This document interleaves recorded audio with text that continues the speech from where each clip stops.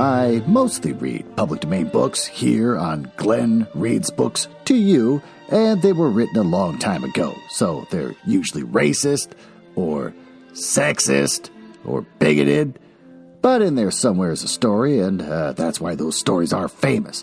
Other times, I read works from independent authors, and they're delightfully not racist, but they might have adult language or adult situations, like, making sex. So that's your warning, but I'm sure you're grown up enough to handle it. Don't write to me complaining.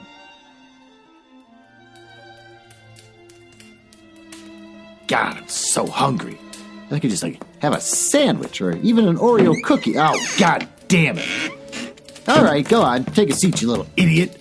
I was just talking about how I'm on a fasting diet, where basically once or twice a week you can only have 500 calories a day. And, you be careful and make sure you're eating all the nutrients you're supposed to get and stuff. And I guess the benefits are it's supposed to make you highly intelligent, lower your blood pressure, make you become a being of light.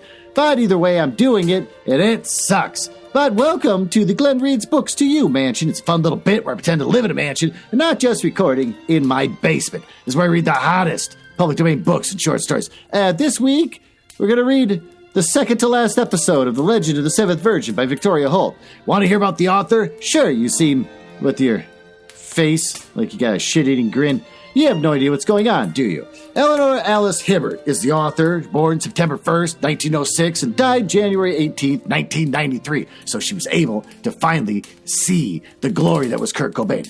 She was an English writer of historical romances, and she published several books a year in different literary genres, each genre under a different pen name. You want to hear some fun facts? Sure you do. I worked real hard to gather them up. We're talking about the history of Gothic fiction. 20th century Gothic fiction and modernism influenced each other. This is often evident in detective fiction, horror fiction, science fiction, but the influence of Gothic can also be seen in the high literary modernism of the 20th century.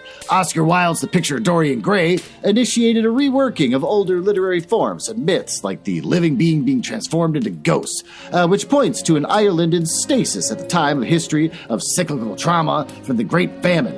The way Ulysses uses Gothic tropes, such as ghosts and hauntings, while removing the supernatural elements of 19th century Gothic fiction, indicates a general form of modernist Gothic writing in the first half of the 20th century. In America, pulp magazines such as Weird Tales reprinted Gothic horror tales from the previous century and printed news stories by modern authors featuring traditional and new horrors. Most significant of these was H.P. Lovecraft.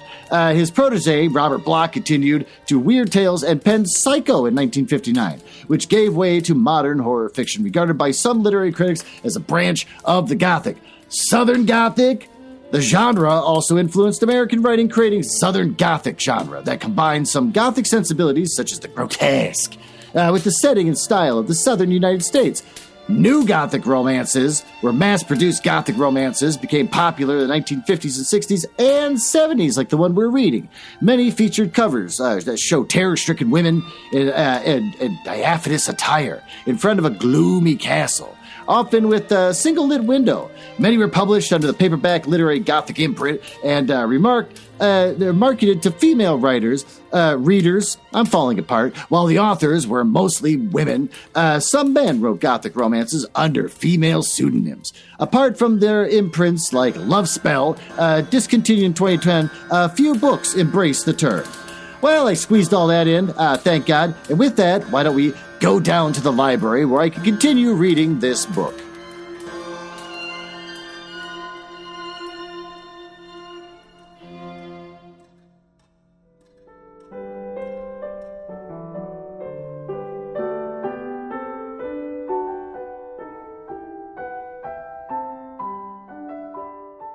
There you are. Get yourself settled and enjoy as I continue reading well-written but incredibly long book. Let's dive in. Car Pony was his own name for the pony, derived from Carleon's pony. That's clever. He found his own special name for everything he loved. Oh, I stood by the trap looking at him. Great thankfulness in my heart to see him alive, unmaimed. I could scarcely keep the tears from my eyes. Joe noticed my emotion. I sent Essie over the minute he come, he said gently, knowing how you'd feel. Thank you, Joe, I answered briskly. Burp, a proper little man, B.E.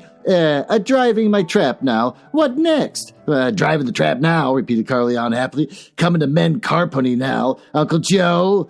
Yes, reckon we better get along to see how that little pony be, Carleon said. Well, we'll soon mend him. Uncle Joe? That's one thing I reckon we can be pretty sure on. Now there was a camaraderie between them which disturbed me. I had not meant the future Sir Carleon to become too friendly with the vet.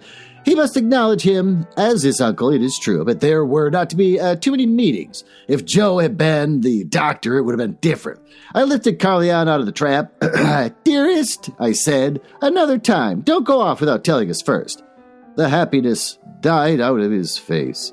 Joe must have told him how worried I should be. He put his arms around my neck and said softly, "Till next time." Oh, how adorable he was. Oh, it hurt me so to see him so friendly with Joe, and yet at the same time I was pleased. This was my own brother, who had once been very dear to me, and still was, although I was disappointed in him. She's a turd. She doesn't want her son to associate with him too much because he's not a doctor. I watched Joe go into the stables. His limp always softened me toward him.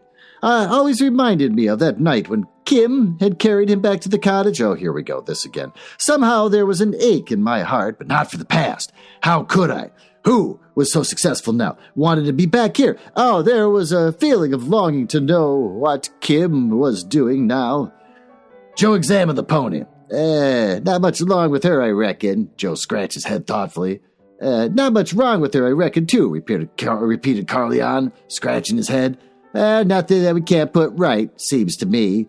Carleon smiled. His eyes were always for the wonderful Uncle Joe. The dinner party that night was scarcely a success. I had not had an opportunity of speaking to Johnny about the wine bills during the day while we sat at dinner, and I remembered them. The Fetters were not a very interesting couple. James Fetter, was in his late 50s. His wife, few years younger. I had nothing in common with her. Meliora dined with us, although I had not invited an extra man to make us even an even number, since the Fetters were with us because James wanted to talk business with Johnny, and after the meal the men would be left to talk at the dinner table over their port. Well, I was glad when Meliora, Mrs. Fetter, and I could retire to the drawing room. Although I found it a very boring evening, and I was even more delighted when I found the time had arrived for the Fetters to leave. It had been an exhausting day. First, the shock about the bills, then Carleon's escape, and after that dinner party, which was not the least stimulating, in our bedroom I decided to open the subject of the bills with my husband. Oh, he looked tired, I thought, but the matter could be shelved no longer. It was too important. Haggerty has disturbed me, Johnny, I began. Today he showed me two demands from wine merchants. He said they won't supply us with any more wine until the bills are paid. Johnny shrugged his shoulders. It's insulting, I said. He yawned, feigning an indifference which I suspected he did not feel. My dear Karensa, people like us don't feel we have to pay bills as soon as they're submitted. So you're in the habit of having tradespeople refuse to supply you? Oh, you're exaggerating. I've had it straight from Haggerty. This sort of thing didn't happen when Justin was here. All sorts of things happened when Justin was here, which don't happen now. For instance, the mysteriously fell down the staircases to their deaths. Oh, he was changing the issue. Just as I like to justify myself when feeling guilty, so did he. Oh, the bill should be paid, Johnny. What with? Money. I shrugged his shoulders. You'll find it, and I'll pay the bills. We can't entertain our guests if we can't give them wine to drink. Haggerty must find someone who will supply us and run up more bills. You've got a cottage mentality, Karensa. I'm glad if it means I pay my debts. Oh, we don't talk of money. Johnny, tell me frankly, are we in difficulties? Financial difficulties? Well, there's always money troubles. Are there? Were there in Justin's day? Well, everything was perfectly arranged in Justin's day. Oh, he's so clever in every way, until his cleverness caught up with him. Johnny, I want to know everything. To know is to forgive, he quoted lightly. Are we short of money? We are. What are you going to do about it? Hoping and praying for a miracle. Johnny, how bad are things? I don't know, but we'll pull through. We always do. I must go into these matters with you soon. Soon, he said. A sudden thought struck me. You haven't been asking James Fetter for money? He laughed. Oh, the shoe is on the other foot, my sweet wife. Fetter is looking for a kind friend who will come to his aid. He chose the wrong one tonight. He wanted to borrow money from you? Johnny nodded. What did he say? I gave him a blank check and told him to help himself. There's so much in the bank, I wouldn't miss a few thousand. Johnny, seriously, Karensa. I told him I was in a low state. The Fetter mine's running out. In any case, it's no use trying to bolster things up. The mine, I said. Of course, the mine. He stared at me.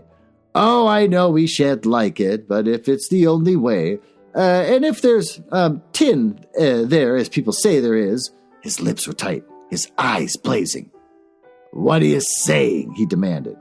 But if it's the only way, I began. He cut me short. You, he said so low that I could scarcely hear. You to suggest such a thing. What do you think? He took me by the shoulders and shook me roughly. Oh, who are you to think you can rule the abyss? For the moment, his eyes were so cruel that I believed he hated me.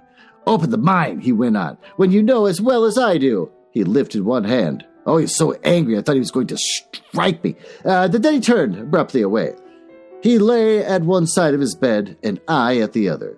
I knew that he did not sleep until the early hours of the morning, and it had been a strange, disturbing day, and its events would not be dismissed from my mind. I saw Mrs. Holt, Mrs. Salt standing before me, and I saw Haggerty with the wine bills, Carleon riding with Joe, holding the reins of Joe's horse in plump, beloved fingers, and I saw Johnny, his face white with anger. A bad day, I thought. Stirring of the ghosts, the opening of cupboards, and disclosing of old skeletons best forgotten. From then on, my days were disturbed. My attention became focused on Johnny because I had suddenly realized that he was no fit person to handle the estate and that his mismanagement could have its effect on Carleon's future. I knew little business matters, but I did know how easily inefficient people could get in trouble. I went to see Granny, taking Carleon with me. My son was delighted when he heard what we were doing, and I myself drove the little trap I used for such short journeys, and Carleon stood before me, holding the reins, as he had with Joe. All the time he was chattering about his Uncle Joe. Uncle Joe says horses have feelings, just like people. Uncle Joe says all animals know what you're saying, so you have to be careful not to hurt them. Uncle Joe says, 4 dots. I should be pleased that I had given him an uncle who he admired so much. Essie came out to meet us, as always, a little shy in my company. She took us into Granny's room, and Granny was in bed. It was not one of her good days, she told me. Her black hair was in 2 plaits, and she looked older. She had always seemed out of place at the Paulins' house, although I knew that Essie had done her utmost to make her welcome and at home. The room, with the neat dimity curtains and the starched counterpane, was not Granny style, but there was about her an air of resignation, as though, I thought with alarm, she had come here to await the end. Carleon climbed into bed to embrace her, and for a few minutes she talked to him. He remained passively polite in her arms, watching her lips with some concentration, but I knew that he was longing to be with Joe. Essie had told Joe that we were here, and when he came to the door, Carleon was off to bed and rushed with my brother. Joe lifted him in his arms and held him above his head. So you be come along to give a hand, have ye? Yes, Uncle Joe. I've come to give a hand. Well, I gotta go to Farmer Pengaster's this morning. One of his horses. I be thinking that Bran Mash'll be all she needing. Okay, whatever. What do ye think, partner? Carleon put his head on one side. Yes, I do think all she be needing is Bran Mash, partner.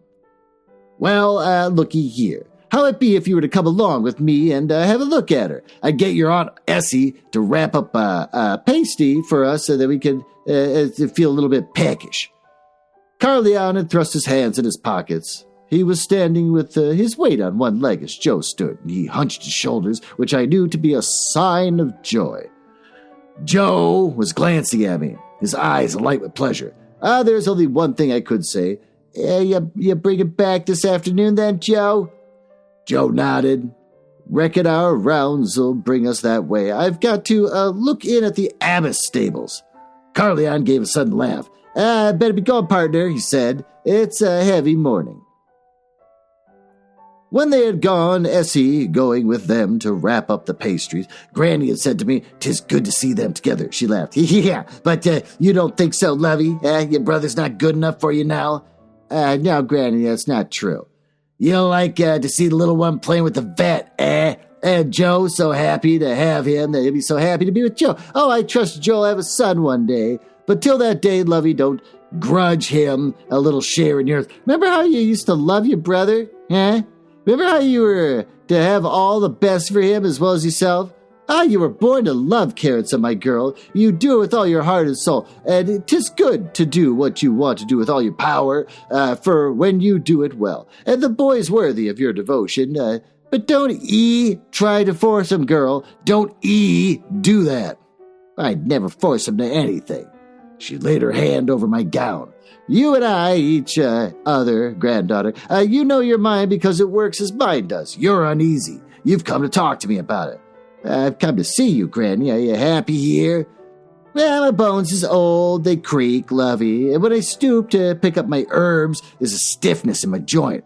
I'm not young anymore, but I'm too old to live alone, they tell me. My life is done. And now I'd be lucky to have a comfortable bed where I can rest my old bones while I'm waiting. Now, don't talk like that, Granny. 'Tain't no use shutting your eyes to the truth.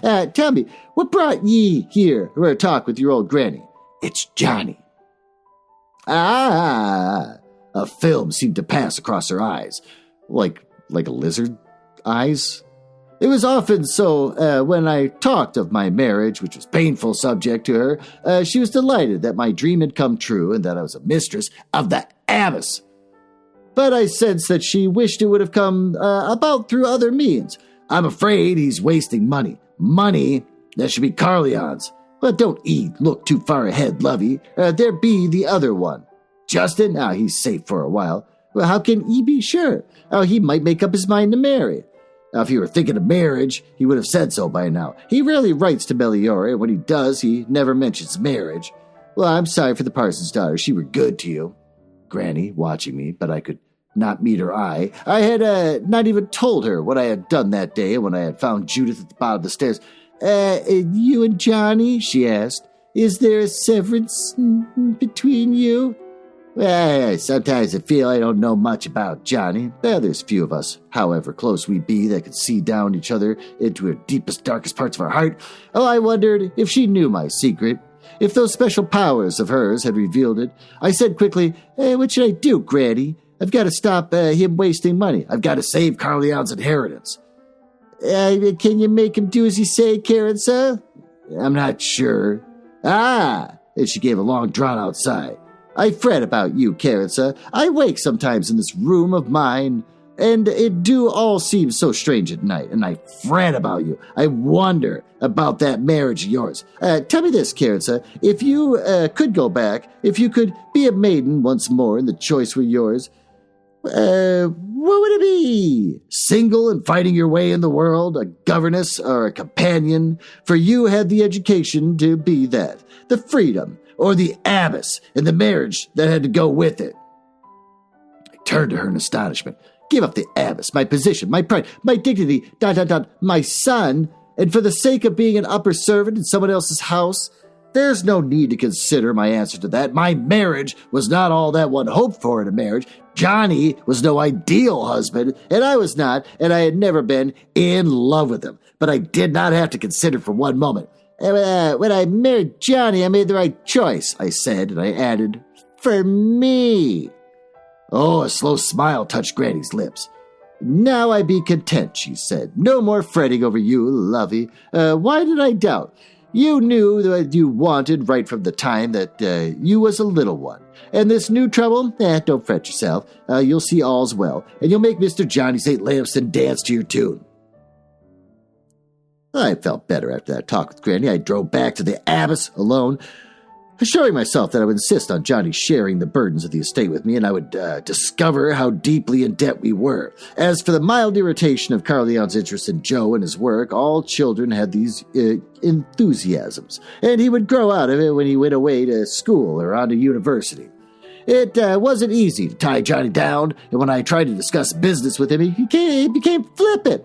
And yet at the same time, I sensed the lack of ease in his manner, and I knew that deep down he was concerned. What do you propose to do? He demanded. Wave your witch's wand? I retorted that I would like to know exactly how matters stood, and that we might get advice. Well, it's not advice we need, my sweet wife, it's money. Well, perhaps we can cut down expenses. Brilliant idea. You begin. Well, we'll both begin. Let us see if we can find means of economizing. He laid his hands on my shoulders. Oh, clever little woman. Then he frowned. Be more clever still, my love, and keep your nose out of my affairs. But Johnny, I'm your wife, a position you secured through bribery and corruption. What? He laughed out loud. You amuse me, Karensa. I never saw anyone more able to play a part. All the lady of the manor now. Even my mother never had quite such an air of the grand dame. I'm not sure that you ought not to be at court. We're too simple for you here in St. Lawrencetown. Can't we be serious? Well, that's what I want to be. I'm asking you to keep out. Johnny, if there's a way, I'm going to find it. There's Carleon's future to think of. He shook me then. I'm warning you, Karensa. I don't want your advice. I don't want your help. But this concerns us both. He threw me from him and stalked away.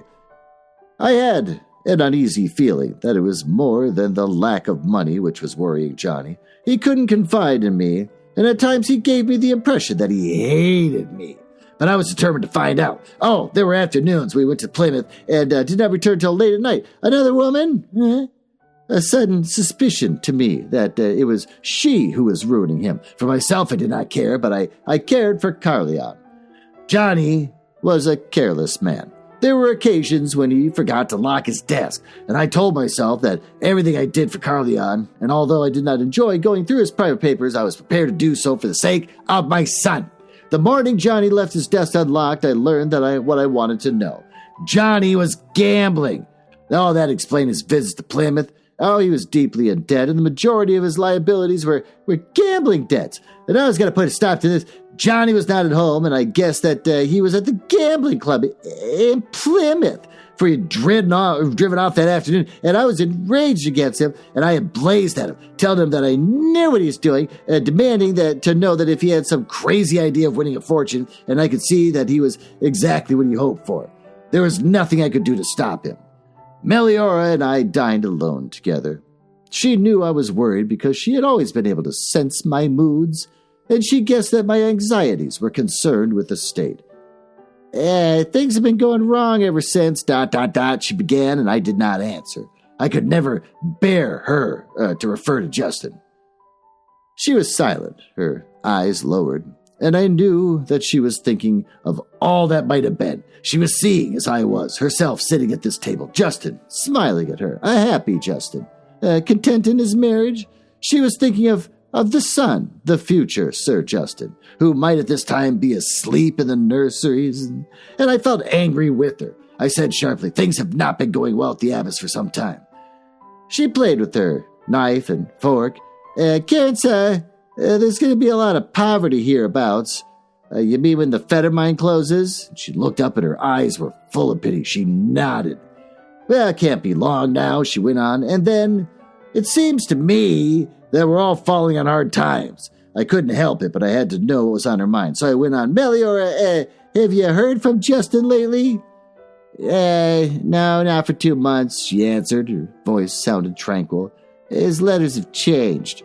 Changed? I wondered whether she noticed the fear in my voice as soon as I had spoken. He seems more at peace, reconciled.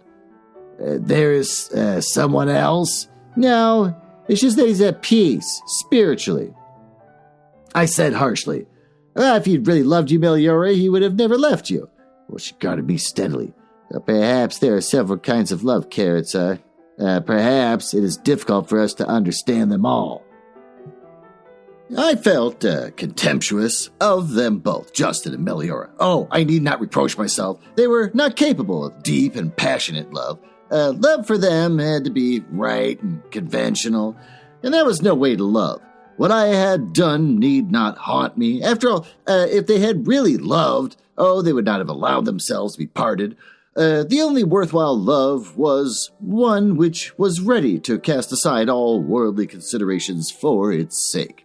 We were suddenly aware of unusual sounds, the tramp of feet, the sound of voices. What's happening? I asked, and we were silent, listening as the voices came closer. I heard the loud clanging of the doorbell, followed by the silence and Haggerty's footsteps. Then the sound of voices and Haggerty were coming to the dining room. I looked up as he entered. Yes, Haggerty. I cleared his throat. 'Tis a deputation, ma'am. They want to see Mr. St. Lamston. Did you tell them that he was not at home? Yes, ma'am, but I don't rightly think they believed me. What deputation is this? Well, ma'am, it be some of the men from the Fetters, I do think, and here's Saul Cundy with them. How they come here? I asked. Why? Haggerty looked discomfited. Well, ma'am, I did tell them, and I knew why they had come. They wanted the St. Lamston mine to be examined for tin. If it were possible that it could provide work, they wanted it provided. And why not? Might it be the solution to our problems? The mine had saved the abbess once. Why not again? I said, I will see the men, Haggerty. Bring them into the library. Haggerty hesitated, and I looked at him coldly, and he turned away to do my bidding. In the library, I faced the men. Saul Cundy looked big and powerful. A grim man. A leader, I thought, and I wondered once more what he had seen in Hetty Pengaster. Saul was the spokesman, so I addressed myself to him. You have come to see my husband, but he is not at home. He consults me in business matters, and so if you care to tell me why you've come here, I shall be able to pass on your message to him. They hesitated, and I could see skeptical looks on some of their faces. Perhaps they didn't believe that Johnny wasn't at home. Perhaps they didn't care to talk to a woman. Saul Cundy and I took each other's measure, and I was sure that he was remembering that I was Granny B's granddaughter. He decided to talk to me. Well, ma'am, he said, 'tis a certain fact that the Fetter mine be closing down, and that'll bring real hardships to many on us. We believe that there be good tin in St. Lamston mine, and us wants a chance to find out, and if we be right to get it working. That seems fair enough, I answered, and I could see the relief on their faces. I went on, as soon as my husband returns, I will tell him of your visit, and the matter will be looked into. Saul Cundy went on. Well, ma'am, there should be no delay in it. Reckon it put everyone's mind at rest if we did start getting the borers ready. What makes you so sure that there's tin in St. Lamston mine? Well, our grandfathers did tell our fathers, and our fathers did tell how we were closed down sudden-like, for a whim, you might say. Regular lot of hardship cost, too. Well, hard times is coming, and hard times is no times for gentlemen to flaunt their whims. There was a threat there, and I did not like threats. But I realized the wisdom of the reasoning, and I will certainly tell my husband that you called, I assured them. And tell him, ma'am, they will be calling again. And I bowed my head, and they filed out respectfully. And I went back to Meliora, and she was quite pale. Karensa, she said, her eyes showing her admiration. Is there nothing that you will not do? And I retorted that I could not see that I had done anything extraordinary, and I thought, well, this is the answer. The mine will be worked again. The abbess will be saved for Sir Carleon. And I was awake when Johnny came in that night, and I saw before I spoke that there's a look of desperation in his eyes. That is what I had come to recognize as the losing look. So much the better. He would now be as eager for the investigations and the possibility of work at the mine as everyone else. I sat up in bed, and as soon as he entered, I cried, there has been a deputation. What? Saul Cundy and some of the miners have been there. They want you to open up the St. Lamston mine. He sat down on the bed and stared at me. I know you don't like it, but it's the way out of these difficulties. What worked once can work again. Are you mad? He demanded. He rose unsteadily and went over to the window and drew back the curtains and stood there looking out. Oh, you've been drinking, I accused. Oh, Johnny, don't you see that something has to be done? These men are going to open up the mine, whether you like it or not. But if I find them on my property, I'll have them up for trespassing. Now, listen, Johnny. Something's got to be done. There's going to be a lot of hardship here when the Fetter mine closes, and you can't let our mine stand idle when it could provide work. He turned then. His mouth was, twitching. I had not realized he was in such a bad state. Well, you know very well that the mine can't be interfered with. Oh, I know that we've got to do something about it, Johnny. What? We got to show these people that we're willing to put up the mine. What do they think of us if we refuse? He looked at me as though he could have killed me. The mine is not being touched, he said. Johnny, and he went out of the room. Oh, he didn't come back, but he spent the night in his dressing room. What? Johnny was adamant. He would not open the mine. What, did he bury a body in there or something? I had never known him to be so stubborn. He had changed. He had always been light-hearted and careless, and I could not understand his change in him. Why should he be so sternly? Oh my God, he killed his brother. He killed his brother. I'm calling it right now. He killed his brother when his brother was supposed to be out traveling the world. He had never cared so much for the family pride as Justin had. Justin! I had the idea of writing to Justin. After all, Justin was the head of the house still, and if he gave his permission for the investigations to begin, that was enough. I hesitated. I pictured Justin receiving the letter, deciding this was good enough reason for his return, and I saw him winning the approval of the village. Perhaps they'd be ready to forget the circumstances that led to his departure if he returned and opened the mine. No, I would not write to Justin. Everything was changing in the village. Disaster was threatening. Forelocks were pulled with a sullen gesture. We, the St. Lamston family, might have provided work and refused to do so. A stone was once thrown at Johnny as he rode through the village, and he did not know who had thrown it. He did not hit him, but it was a sign. I had never felt so uneasy. I did not try remonstrating with him because I had an idea that made him more stubborn. He was hardly ever at home. He would come in quietly at midnight and creep into the dressing room. He was clearly avoiding me. I had retired to bed early, and I kept telling myself that things couldn't go on this way. Something would happen. Johnny would give way. I lay sleepless. I guessed Johnny would not be home until midnight or later still, and then I must have another talk with him, no matter how angry I had made him. I must remind him of our duty to our son. What foolish family pride was this which made him hold out against the inevitable? I rehearsed the words I would use, and I lay there with some impulse that made me get out of bed and go to the window. It was a habit of mine often to stand at that window because from it I could see the ring of stones, and they fascinated me. We're back to this again. Are we ever going to get to the ring of stones? This story, we're deep into this story. We got one more episode left after this, and we don't know anything about these, mysterious stone women. Perhaps that was why I could always draw comfort from them. I stood very still, for one of the stones had moved. One of the virgins had come to life. No, it was someone else there. Someone with a lanthorn. What's a lanthorn? Probably a lantern. There was more than one lanthorn, and the lights moved eerily about the stones. A figure stood out clearly for a moment, and he was wearing a helmet of some sort, and I watched him intently. Then I saw other figures that were standing within the circle of stones, and they all wore helmets. And I had to know who they were and what they were doing, so I hastily put on some clothes and left the house. Over the lawns, I went to the meadow, and when I arrived, there was no one there. In the starlight, I saw the stones, ghostly, looking like women caught in petrified dance. Not far distant from the old mine that was causing such controversy. A sudden thought came to me.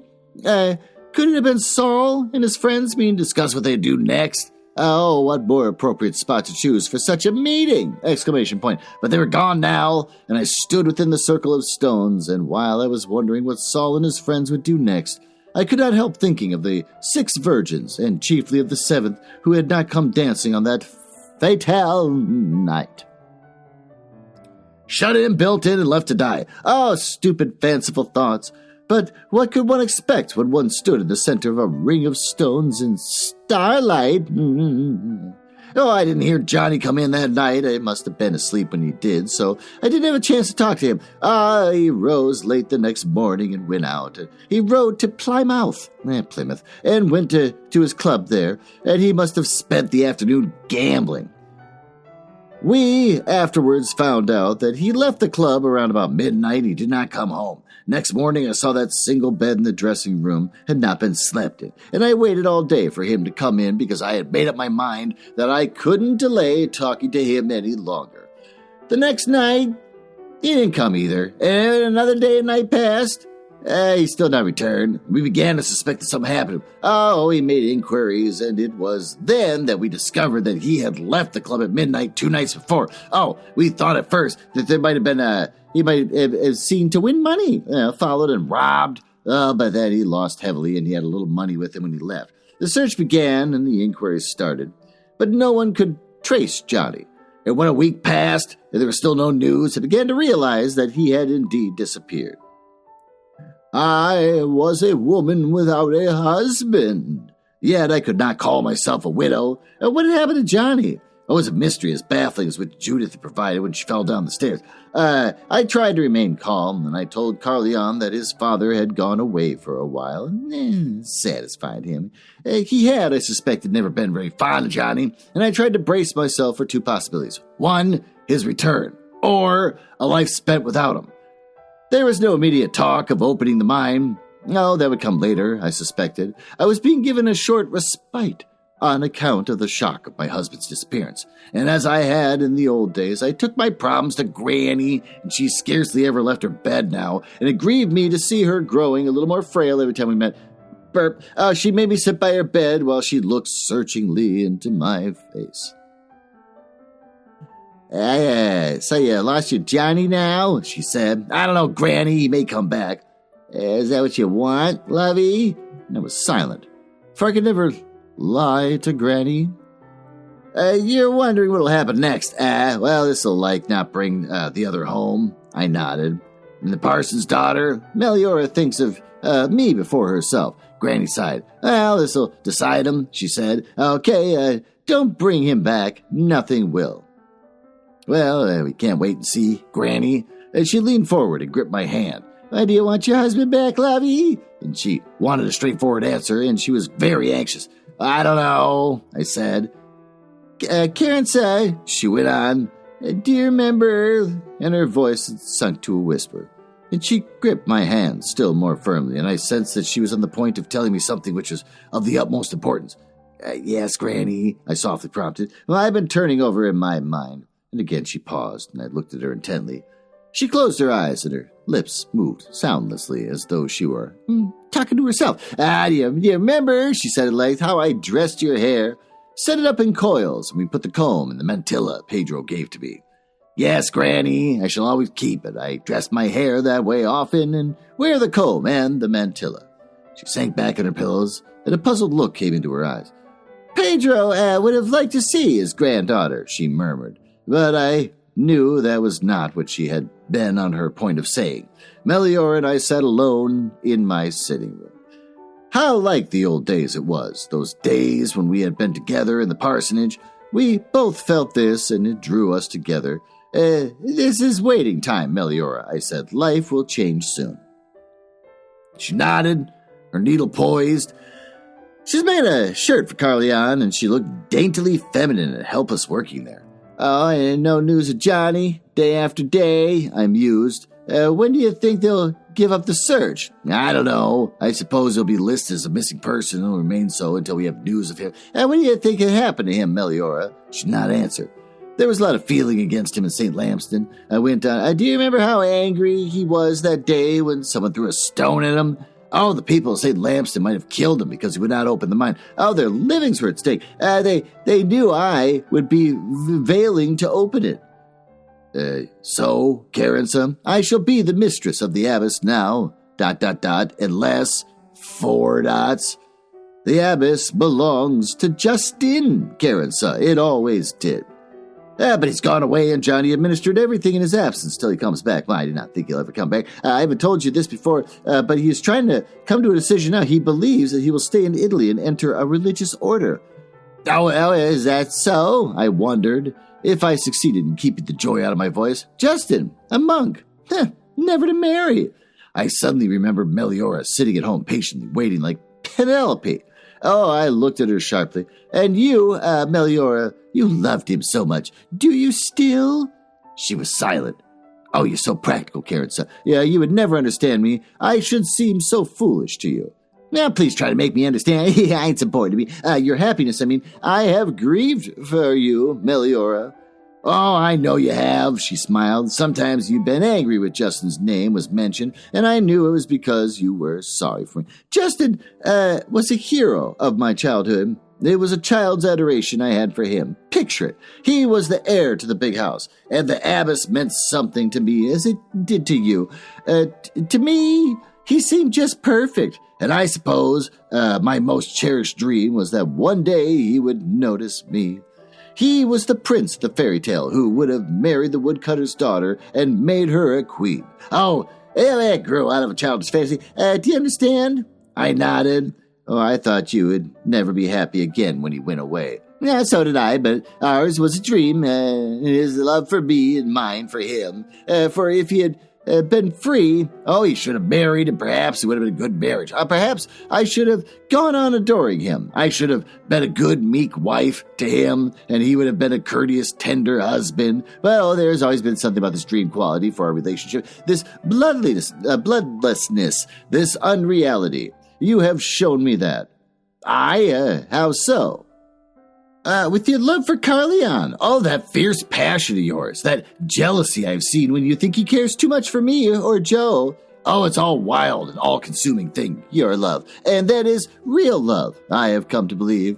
Think of this, Karensa. If you had loved Justin as I thought I did, what would you have done? Would you have said farewell? Would you have allowed him to go? No. You would have gone away with him, or you would have stayed here and fought defiantly for the right to live together. Oh, that is love. You never loved Johnny in that way, but you once loved your brother like that. Oh, you loved your granny, and now all your love is for Carleon. One day, Karensa, you will love a man, and that will be the fulfillment of your being. I believe I, too, shall love that way. But we are young yet, both of us. But I look longer to grow up than you did. I am grown up now, Karensa, and neither of us are fulfilled. Do you understand me? But we shall be. Well, how can you be sure? Because we have grown together, Karensa. There is a bond between us, a line of fate which we cannot break. You have an air of wisdom this morning, Meliora. It's because we're both free. Free from the old life. It is just the beginning again. Johnny is dead, Karensa. I'm sure of it. I believe what you say is right. Not one, but several people killed him because he stood between them and their living. They murdered him for that their wives and children might live.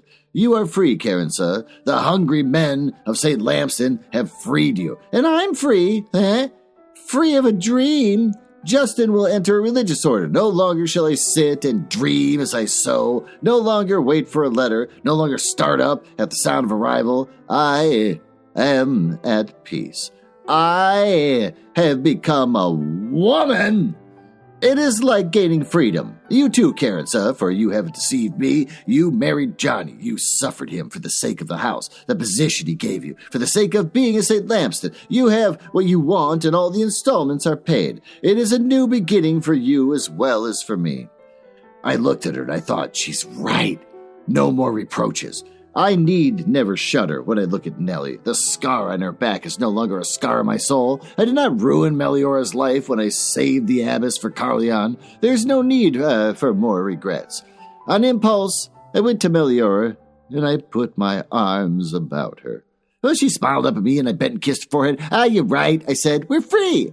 I made 2 discoveries within the next 2 weeks. The family solicitor came to the abbess to see me. He had depressing news. For some years, St. Lamston's fortunes had been on the wane and several economies were needed. Judith DeReese had bolstered up the position with her dowry, but it was to have been paid for over a number of years, as she was dead and there were no children in the marriage. The remainder of the dowry would not be paid. Johnny's gambling had expedited the disaster, which with careful economies would have been staved off if had Judith lived. Would never have occurred. Johnny had heavily mortgaged certain properties to pay for his gambling debts. In a few months, capital would have to be raised, and there'd be no alternatives but to sell the abyss. The situation was similar to that which had threatened the family some generations back. Then the tin mine had been proved a source of wealth, and the family retained the old mansion. Some action within the next few months was vital. What action? I demanded to know. The solicitor looked at me kindly. He was sorry for me. My husband had disappeared. Large sums of money belonging to the estate could not be accounted for. But they had passed through Johnny's hands, probably lost in gambling. In any case, Johnny had disappeared, and I was left to salvage what I could for my son. Justin was about to renounce the world and all his possessions except for a small private income, which would go to the monastery, where he would spend the rest of his days. I think he's still dead. I think Miss St. Lamston, the solicitor, said that you should leave the abbess for the dower house, which is vacant just now, and if you live there, you would considerably reduce your expenses. The abbess? Well, you might find a tenant, but I doubt whether they would solve your difficulties. It may be necessary to sell the abbess. Sell the abbess! Oh, it's been in the possession of the St. Lamston family for generations. He lifted his shoulders. Many estates like this are changing hands nowadays. Well, there's my son. He's young, and it's not as though he's spent a great number of years at the place. Seeing my distress, he softened. It may not come to that. There's the mine, I said. It saved the abbess once. He'll save it again. I asked Saul Cundy to come see me, and I could not understand why the agitation to open the mine had stopped, and I had made up my mind I was going to set work in motion at once, and the first and all-important discovery was whether or not there was tin in the mine. I stood at the library window, waiting for Saul. Looking out across the lawns to the meadow and the ring of stones, what a different scene there would have been when the sound of the tinners' voices could be heard and I could see them going to work in their horn picks and wooden shovels. We should need machines. That was weird. I knew little of the industry except what I had picked up from Granny, but I did know that a certain Richard Trevithick had invented a high-pressure steam engine, which hoisted the ore and crushed and stamped it on the surface. Seems as good a place as any to take a little break. Why don't we get out of this stuffy room? It sucks in here. Yeah, why don't we go someplace else where we can learn about the latest upcoming books from Penguin Random House? I think we should go to my basement where I can play a guitar to you. And the basement's fine. I love basements. So why don't you get on down there and slap in the butt, and then I'll meet you down there. We'll talk about new books.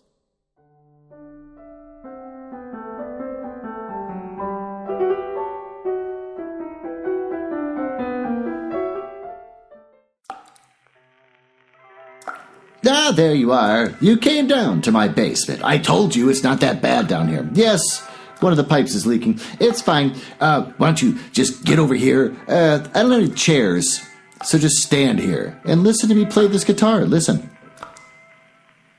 I'm getting pretty good.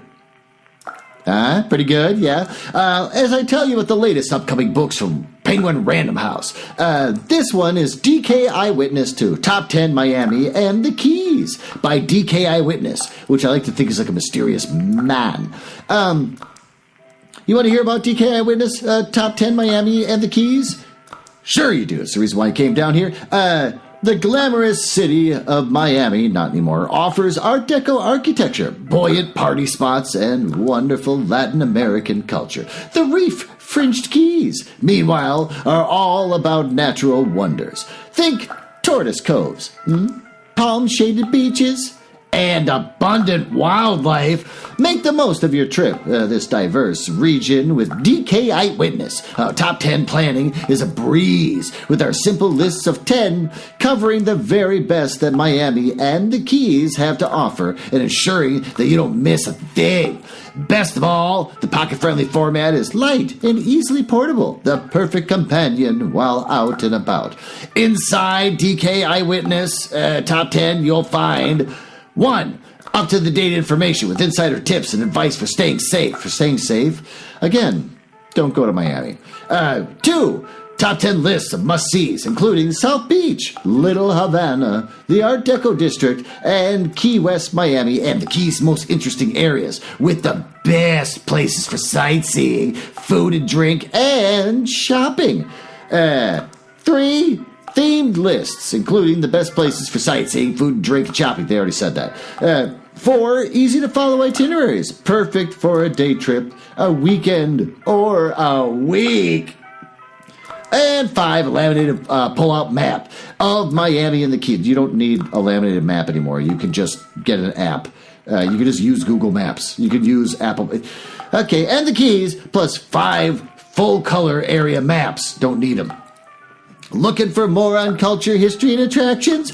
Try our DK Eyewitness Florida. Don't need it. Well, if you want to go to a place that's horseshit now, go get this book about DK Eyewitness Top 10 Miami and the Keys. It's by DK Eyewitness. It's coming out November 28th for $14.99. You can get it from Amazon, Barnes & Noble, Books A Million, Bookshop.org, Hudson Booksellers, Powell's, Target, and you know that the secret of DK, which is most likely a greasy man who types away at his computer from his basement, probably using like ChatGPT to do most of his work because he's lazy, and he's probably got a drippy basement just like me, sitting there and breathing heavily because he vapes too much, and just sitting there just sweating and cranking these things out to pay for his rent in this crappy home that he lives in. And you know that he'll finally say, this month is covered, when you can find his book on the shelves of Walmart.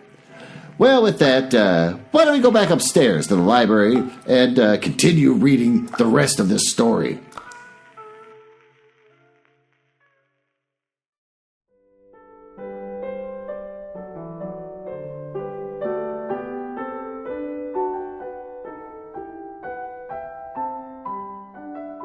Well, there you are, once you're self-settled. Stop making that face. It's just the basement. There's nothing wrong with it. It's completely normal. Everyone's got a basement, and sometimes you let people know about new books in that basement. Let's get settled. How strange it would be, all that noise, all that activity so near the ring of the ancient stones. Well, it happened before it was the modern industry which is going to preserve this ancient house. Tin meant money, and money could save the abyss. I was growing impatient when at last Haggerty announced that Saul Cundy was outside. "Bring him in at once," I cried. And he came, hat in hand, but I fancied he found it difficult to meet my eye. Sit down, I said. "I think you know why I've asked you to call." "Yes, ma'am." "Well, you are aware that there is no news of my husband, and that Sir Justin is far away. And not in a position to manage affairs here. You headed a deputation some time ago, and I did all I could to persuade my husband that you were right. Now, I'm going to give permission for an investigation to be made. If there is tin in the St. Lawrencetown mine, there will be work for all those who want it." Saul Cundy twirled his hat around and around in his hands and stared at the tips of his boots. "Ma'am," he said, "'twouldn't be no good. The Lawrencetown mine be nothing but old scat bow. There ain't been no tin there, and there won't be no work for us here in this district." I was aghast. All my plans for saving the abyss were being destroyed by this slow-speaking giant. "Nonsense," I said. "How can you know?" Because, ma'am, us have already made the investigation. We made one before Johnny was, before Mr. St. Lamson went." "You made it?" "Yes, ma'am. Us and our livings to think on. So a few of us got working on it at nights, and I went down to be certain for sure that there was no tin in the Lawrencetown mine." "Well, I don't believe it." "'Tis so, ma'am. You went down alone? Well, I thought it'd be best, like there'd be a danger of collapse. Seeing it were my idea in the first place. Oh, but I shall get the experts to look into this. It'll cost you a mint of money, ma'am. And us tinners do know tin when we see it. Oh, us have worked all our lives in the mine, ma'am, and there ain't no fooling we. So that's why there's been no more agitation about opening the mine. That is so, ma'am, and I think us tinners be going out to St. Agnes. There be work for we. Oh, best tin in Cornwall do come from St. Agnes way. We be leaving by the end of the week, and we'll be taking the women and children with us. Now there be work for us there.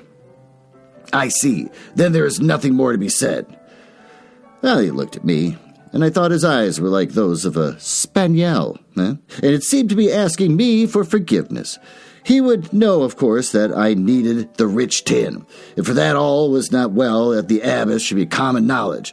It was Haggerty and Mrs. Holt and our servants who would now be wondering how they're going to live. Well, I'd be sorry, ma'am, he said. I wish you good fortune at St. Agnes, I answered, you and everyone who goes there. Thank ye, ma'am. And it was only after he had gone that I saw the double significance of this. Oh, I knew, of course, that the men I had seen from my window were the tinners. Oh, and they had been down in the mine that very night and discovered it to be sterile. And then they thought it hit me. Oh, that was before Johnny died.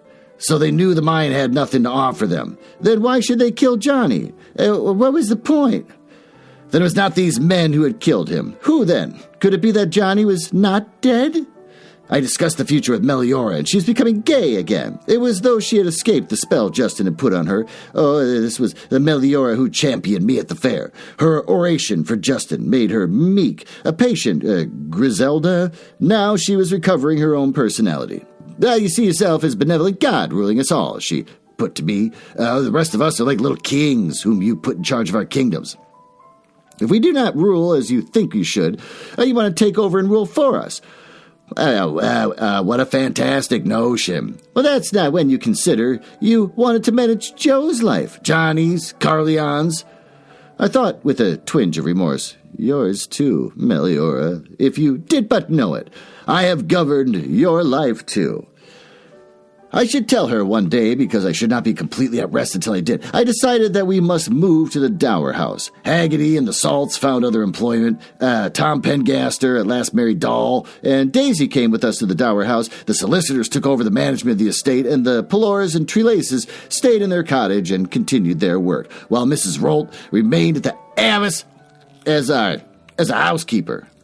Florrie Trelance coming in from the cottages to help her. The abbess was to be furnished, which could mean that with care, and by the time Carleon was of age, he might be able to afford to live in it himself. It seemed satisfactory as temporary arrangement could be. Each day I went to the abbess to make sure that everything was being kept in order. Carleon was content with the Dower House. Together, Meliora and I taught him, and he was a docile pupil, though not a brilliant one, as often I could see him looking wistfully out the windows when the sun was shining. Every Saturday he accompanied Joe on his rounds, and they were his red-letter days. Well, we had only two prospective tenants. One had found the abbess far too big. The other considered it eerie, and I began to think it would remain empty, waiting for us to return. It had always amazed me how important events burst suddenly upon one, and I feel there should be some warning, some little premonition, but there rarely is. I rose one morning, rather late as I had overslept, and when I dressed and went down to breakfast, I found a letter waiting for me from the agents who were dealing with the house. Oh, they were sending a client along that afternoon and hoped 3 o'clock would be a convenient time. I told Meliora as we sat at breakfast. I wonder what will be wrong this time, she said. Sometimes I think we're never going to find a tenant. And at 3 o'clock, I walked over to the abbess, thinking that I should be wretched when I go in as I head in and out as I wished. But perhaps we should become friendly with the new tenants. Perhaps we should receive invitations to dine. Oh, how strange to go dine at the abbess as a guest. It would be like that occasion when I had gone to the ball. Mrs. Holt was unhappy, sadly missing the old days, and I was sure all the gossip around the table. Oh, I don't know what we're coming to, she would say every time I saw her. My dear life, the abbess be a quiet and sad place these days, and I never do the like. I knew she was wishing for a tenant, someone to spy on, someone to gossip about. Soon after 3, there's a loud knocking on the main door, and I stayed in the library, and Mrs. Holt went to let in the visitor, and I felt melancholy. I didn't want anyone to live in the abyss, and yet I knew someone must. Well, there was a knock on the door, and Mrs. Holt appeared with a look of blank astonishment on her face, and then I heard a voice. Mrs. Holt stepped aside, and I thought I must be dreaming, for it was like a dream, a long-cherished dream, coming true. Kim was coming toward me. Those were, I believe, the happiest weeks of my life. It was difficult now to record exactly what happened. I remember his picking me up in his arms, and I remember his face close to mine, and the laughter in his eyes. I wouldn't let them mention my name. I wanted to surprise you, and I remember Mrs. Holt standing in the doorway and the distant murmur of my dear life, and I wanted to repeat my dear life, my dear, dear life, because it was suddenly become very precious. He hadn't changed much, I told him, and he looked at me and said, you have.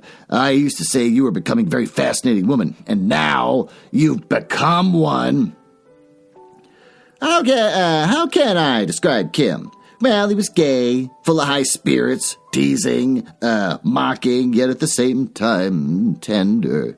He had wit, but this was never used to hurt others, and I think that was what made him a very special person. He laughed with people, but never at them. He made you feel that you were important to him, as important as he was to you. Perhaps I saw him in a rosy glow because I was in love with him, and I knew as soon as he returned that I was in love with him and that he had never ever been since that night he carried Joe to safety. His father was dead. He told me. And when he had retired from the sea, and they had settled together in Australia, he had bought a ranch there, and they bought it cheaply and made money raising cattle. And suddenly, he had decided that he hadn't made enough money, so he sold out at a high figure and come home with a fortune. What did I think of that for a success story, eh? Well, I thought it was wonderful. I thought everything was wonderful. Life, everything, because he had returned. We talked so much that the time fled by, and I told him all that happened since his departure. Verp, how Meliora and I had worked at the Abyss, and how I had married Johnny. He took my hands and looked at me with concentration. So you married Karensa? Well, I told about Johnny's disappearance and how Justin had gone away and Judith had died, and how we'd all fallen on hard times, and that's why the Abyss was to let. Well, so much happening at home, he said, and I not knowing it. But you must have thought of us, otherwise you wouldn't have wanted to come back. Well, I thought of you continually. I've often said, I wonder what's happening back home. One day I'll go and see. And there was Karensa marrying Johnny and Meliora. Oh, Meliora, like me, never married. I must see Meliora and your son. I must see him. Karensa, with a son. Oh, and you called him Carleon. Oh, I remember Miss Carleon. Well, Karensa, if that's just not just like you. I took him to the dower house. Meliora had just returned from a walk with Carleon, and she stared at Kim as though she were seeing a vision. Then, laughing and almost crying, I believe, she was in his arms. Oh, this ain't going to work out well. I watched them. Oh, they were greeting each other like old friends they were. Oh, but already my love for Kim was beginning to take possession of me, and I did not like his attention to stray for one moment from me. Oh, I visited Granny B every day because something told me that I should not be able to do so for much longer, and I would sit there by her bed, and she would talk to me of the past, which was what she loved to do. Well, there were occasions when she seemed to get lost in the past, like someone wandering in a maze, and others would be lucid and very perceptive. One day she said to me, "Hey, Karensa, oh, you have never been so beautiful as you are now. 'Tis the beauty of a woman in love." Well, I flushed. I was afraid to talk of this feeling I had for Kim. I felt superstitious about it. I wanted to forget what had gone before. I wanted a different kind of life, governed by different emotions. I felt frustrated because each day it was becoming clearer to me that I wanted to marry Kim. And how could I? When I did not know whether or not I had a living husband. Granny wanted to talk about Kim and was determined to. Ah, so he's back then, lovey. I'll never forget the night that he carried Joe home from the woods. Oh, he was our friend from that night on. Yes, I said. How afraid we were then. But we need not have been. He's a good man, and 'twere he who spoke to Mr. Pullant when I think that our Joe owes to him. I bless him with all my strength, I do. I too, Granny. I can see it. There's something else I like to see, granddaughter. I waited, and she went on softly. Well, there were never barriers between we two, nor should there be. I'd like to see you married happy, Karensa, which is something you haven't had yet. To Kim, I said quietly. He'd be the man for you. I think so too, Granny, but perhaps I'll never know whether I'll be free to marry. She closed her eyes, and just as I thought she might have gone meandering into the past, burp, she said suddenly, "'Tis has been on the tip of my tongue to tell ye these many times, and I've said, Nope, better not. Nope, I don't say. Nope, no longer, Karensa. I don't think I'll be with ye much longer, child. I don't say it, Granny. I couldn't bear it if you weren't. I'm spitting out food from dinner. Oh, child, you've been a regular comfort to me, and I've often thought of the day you walked in with your little brother, come to look for Granny B. That were one of the happiest days of my life. And I've had many. And it's a great thing to marry the man you love, Karensa, and to have children by him. Reckon that you be one of the real reasons for living. Not rising above, what you was bomb, don't know what that means, not getting big houses. I'd like to know some sort of happiness I've had, Karensa, and you can find it inside of 4 cob walls. And you know it, girl, because now you've got the shine of love on you, and if I be right, you am free. Granny, you know that Johnny is dead? I didn't see him die, but I know what goes on, and I think I be right. Why is she being mystical now? She's, throughout this book, has admitted, I'm just using common sense. People like to think I'm a magic witch, but really I'm just using common sense. I'm just kind of guessing it. So, but now here she's like, oh, God, I just know. I lean in close to the bed. Was she dreaming? Was she really thinking of Johnny, or had her mind lost itself in the past? She read my thoughts. For she smiled gently and said, No, I be clear of mine, Karensa, and I should tell you now that all that happened and led up to this. I didn't tell E before because I wasn't sure if it were good for E to know.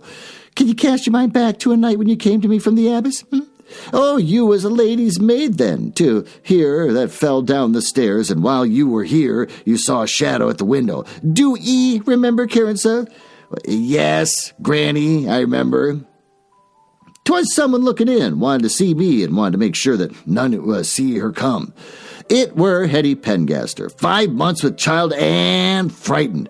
Oh, she's afraid of discovery, she says, and her father is so strict. Oh, it's so spoken for the Salcundy, and it couldn't be his. Oh, she was frightened. Poor girl. She wanted to wipe out all sign of what she'd been up to and start again. Learned she had that Saul were the man for her, and she wished she hadn't listened when the other came courting.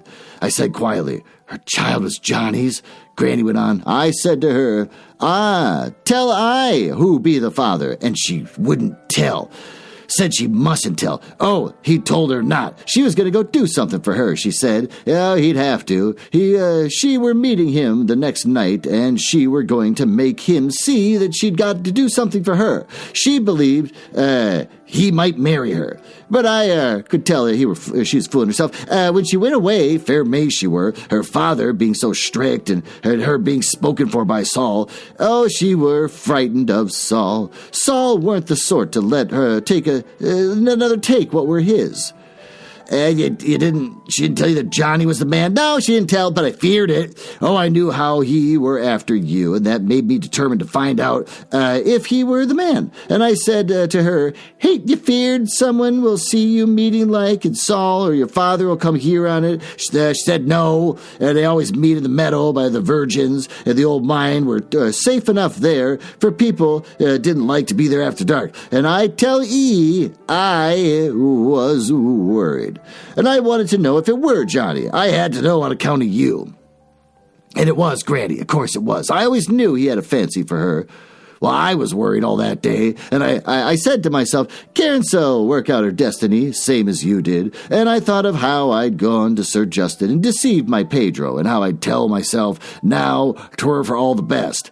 And thinking of Pedro, I dressed my hair with my comb and mantilla, and I sat wondering what I was going to do when I found out Johnny were the father of Hetty's child. And I had to be first certain. So that night I went to the meadow and I waited there. I hid myself behind the biggest virgin, and I saw them meet behind the biggest virgin. I saw them meet. Oh, there were a crescent moon, and the stars were bright. Oh, 'twas enough to show me, Hetty. She were crying and were pleading with her, and I couldn't hear what were said, for they didn't come near enough to the stones. Oh, and I think she were frightened of them. Maybe she thought one of the virgins had turned to stone. Close to the mine shaft they were, and I think she were threatening to throw herself down if he didn't marry her. And I knew her wouldn't. Oh, her was only threatening. Oh, but he were frightened, and I guessed that he were trying to persuade her to leave St. Lamston, and I moved away from the stones to try and hear what they were saying, and I heard her say, I'll kill myself, Johnny. I'll throw myself down there. And he said, oh, don't be silly. You do no such thing. Don't you fool me. You go back to your father and tell him. He'll get you married in time. And then she were real angry. She stood for a moment there, poised on the edge, and wanted to shout him. Oh, I wanted to shout, leave her be. She won't do it. But he didn't leave her be. He caught her arm, and I heard her cry out suddenly, and then he were there alone. Oh, Granny, he killed her? I wouldn't say for certain for sure. I would just say clear enough, even if I had. I couldn't be sure. 1 second she were there, poised on the edge, threatening to throw herself down, and then the next she were gone. Events slipped ready into place. The strangeness of the conduct, his desire to get away, his fear that the mine would be reopened. And then I stared at Granny. Oh, so he didn't kill her. I was thinking maybe he had killed his brother and then just kind of sent fake letters, making it look like he's traveling and whatever. So I guess the brother's still alive. He's actually joining a monastery, which is all weird. Oh, that must have come straight back, and he asked me to marry him. Granny went on slowly. For a second or so, he stood there as though like one of the maidens has turned to stone. Then he looked wildly around him. Then he saw me standing there in the light. Oh, that crescent moon. My dark hair piled high, my mantilla, my comb. God damn her beautiful hair. It gave her away. He said, Karensa. Quiet, like a whisper almost, but it came to me in the stillness of the night. Then he looked back at the mine and down to the darkness. And I ran. Oh, I ran as fast as I could through the circle of stones across the meadow. I had reached the road when I heard him call, Karensa, Karensa, come here. Granny, I said. He thought I was the one standing there. Yeah, we got that already. And he thought I was the one who saw. She nodded. I went back to the cottage and sat up all night thinking of what I should do. And then in the morning, Meliora Martin brought me your letter. Oh, you had run away to Plymouth to marry Johnny St. Larston. Oh, I see, I said slowly. He asked me to marry him as a bribe, to say nothing. And I thought it was because he could not do without me. Oh, what sort of marriage was it? On his side, for protection, at least he could be charged with murder. On yours, a big house he'd always craved to be mistress of. Oh, you made a big dream, Karensa, and you paid dear for it. Oh, I felt numbed by this knowledge. My life seemed to have a different meaning. Chance had shaped my life as much as my own maneuverings, and Hetty Pengaster, who I had always despised, had played an important role as myself, and Johnny had not wanted me so desperately, only my silence. Well, you had never told me, Granny, I said half reproachfully. Well, not after you were married. Good that deal. And then there was that child coming, and I knew right to keep silent. I shuddered. It was horrible. Johnny thinking that I wanted marriage in exchange for silence. I would never have married him if I had known. Not even for the St. Larston name, lovey. Oh, we looked at each other, and I answered truthfully, as I always must to Granny. Well, in those days, I would have done anything for the St. Larston name. Now, it's a lesson you had to learn, granddaughter. Perhaps you've learned it now. Perhaps you know that there is as much happiness to be found inside our four cob walls as in a mansion. Yeah, if you learned that, it didn't matter, Greedy, what you had to pay for the lesson. And now you can start again. It's possible, she nodded. For listen here, Johnny wouldn't open the mine, and Saul Cundy was determined he should. Oh, Saul, we're going to find out whether there was tin in the mine, and he were going down to find out if he did. And he found Hetty, too. He'd know why she were down there, and he'd know, too, that Johnny was responsible, for he had heard the whispers, and Johnny going off and marrying you the day she disappeared. Well, it do speak for itself. Oh, I caught my breath. Do you think Saul murdered Johnny because of what he found in the mine? 'Tis something I can't say, not having been seen, but Saul didn't say nothing about finding Hetty, and I know she were down there. Why didn't he say that he did find her? Oh, 'twere because he be a man who was born dead set against the gentry, and he were determined as Johnny should pay in full. Johnny could withhold the right of men to work for their livings. Johnny could rob a man of his bride. Oh, he were not going to trust the law, for he did say often that there was one for the rich and one for the poor. Saul did take the law into his own hand. Oh, he waylaid Johnny coming home from his gambling and killed him, I reckon. And then where should he most likely have put him down but the mine shaft to keep Hetty company? Then away he goes to St. Agnes, far away from St. Lamston. Oh, it's a terrible story, Granny. Well, 'twas a bitter lesson, but I knew for the first that you'd be the one who must learn your own lessons. 'Twere no good, my trying to teach you. Find your man, Karensa. Love him as I loved my Pedro. Bear his children, and never you mind whether you live in a mansion or a cobwalled cottage. Happiness don't ask to see who you be afore her sits down at your table. Comes and sits with them to know how to welcome her and to keep her the village guest. 'Tis done, my love, and happy I go now. I'll be set fair to you. I've seen love in your eyes, for a man, Karensa, and I've seen love for me. Love for Joe, love for Carleon, and now for a man. That's a powerful lot of love for one person to give to Lovey. But Joe has his own wife to cleave to, and so will Carleon one day, and I can't be with E forever. So I be glad that there be a man you love, and now I shall go happy. 4 dots. I don't talk of going, Granny, you mustn't. Do you think I'll ever be able to do without you? 'Twas a good thing to hear, said my sweet granddaughter, but I'd be sad if I believed it were true. You'll do without me, because the man you love will be beside you, and you'll grow in love and wisdom. Peace and love? That'll be the meaning of our names, girl. 'Tis the meaning of the good life, too. You've grown, mellow, girl. Oh, you ain't reaching out for what ain't good for you. Love and be happy. 'Tis time you came to that. Forget what be past. The woman you are today is not the same one you were yesterday. 'Tis well to remember that. Never mourn for the past. Never say that were a tragedy. Say that were an experience. Because of that, I'll be what I am today, and all the better because I have passed through the fire. But Johnny is missing. Open up the mine, girl, and you'll find him there, and I'll be sure of it. Him and Hetty. Oh, there'll be the old scandal revived. But 'tis better than being tied to a missing man all your life.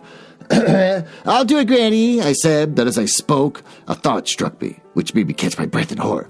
Granny was looking at me expectantly as I cried out, I can't do it. There's Carleon. What of Carleon? Don't you see? They'd say he was the son of a murderer. Well, Granny was silent for a while. Then she said, you am right. It'll never do. 'Tis something that should cast a shadow over him all his life. But what of it, my dear? You're never going to be free to marry then?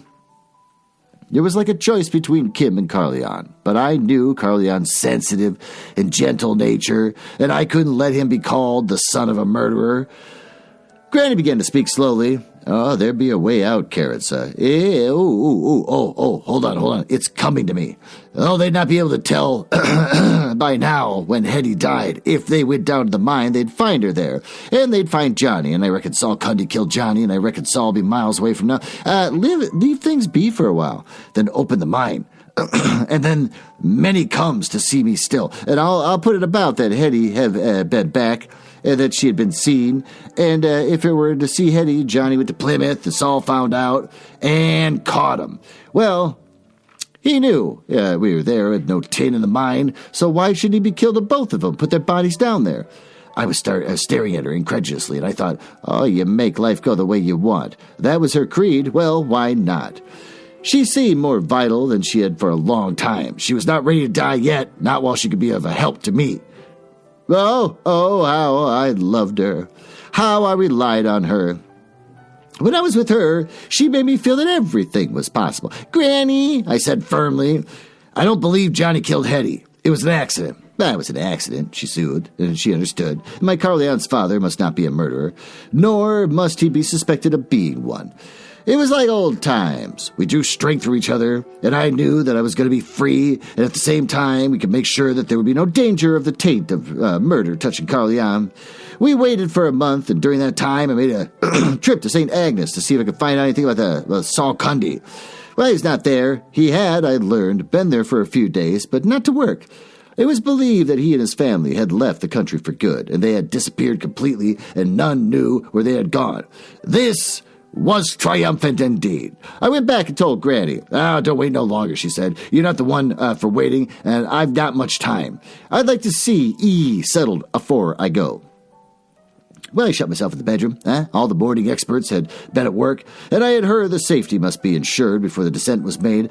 A mine disused so long could present certain dangers, like flooding, falls of the earth, other disasters, and it would be costly matter to discover whether or not the mine would be a business proposition. Kim came riding over to the Dower house, and I was glad that Meliora was out with Carleon, and Daisy came up to tell me that he was downstairs, and I said I would shortly be with him. I looked at myself in the mirror. I was a young woman. Many would say, in my prime. In my lavender morning dress with the lace at the throat of the sleeves and the satin ribbons, I was beautiful. Granny was right. Being in love put a shine on one. My hair, had more luster, and I wore it piled high on my head. The brilliance of my eyes made them look bigger, and I was pleased with myself as I went down to greet Kim, and I knew that perhaps this very day would prove me a free woman. As I opened the door of the sitting room, I saw him standing by the fireplace, legs apart. His hand in his pocket, and there was a tender smile about his lips, which I felt sure was for me. And he came toward me, took both my hands, his eyes smiling, faintly amused. Karensa, he said, as my name as though it amused him. That was good of you to call. He put his head on one side and smiled. You were amused? I asked. Pleasantly so.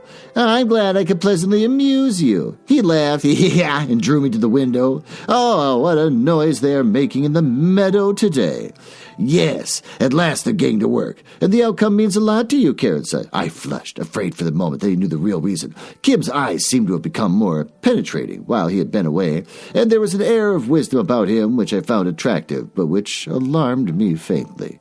It is important that we should be able to work the mine again.